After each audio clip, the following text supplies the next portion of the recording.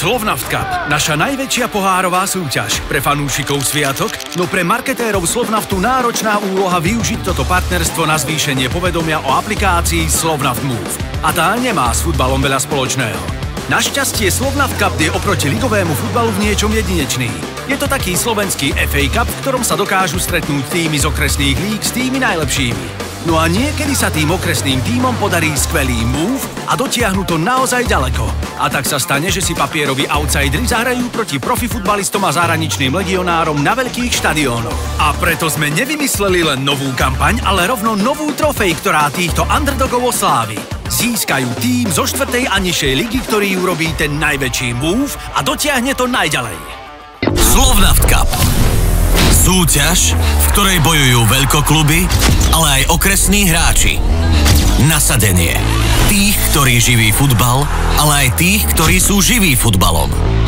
Srdce doma pred desiatkami skalných, ale aj na 10 000-tisícových štadiónoch. Odhodlanie. Pretože žiadny súper nie je tak veľký, aby sa nedal poraziť. Nastupuje Move Trophy.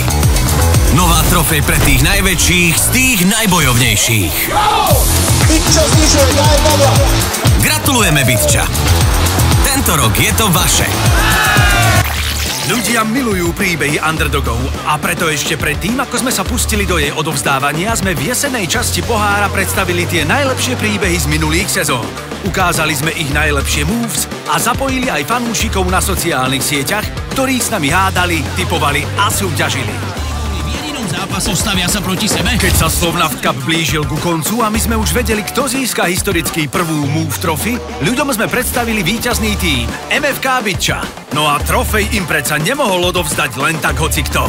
Na tento slávnostný akt sme hľadali ich najväčšieho fanúšika na Facebooku, Instagrame aj priamo v Bytči v miestnom rozhlase. A našli sme ho. Dlhoročný fanúšik pán Pavlík, ktorý odovzdal Move Trophy počas finále na štadióne v Dunajskej Strede. O našej novej Move Trophy sa hovorilo aj písalo počas celého roku a to prinieslo výborné výsledky.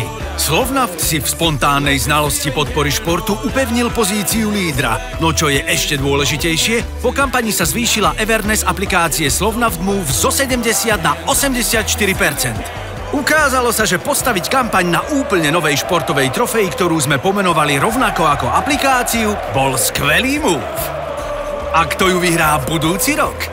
Sledujte to spolu s nami aj na kanáloch Slovnaftu.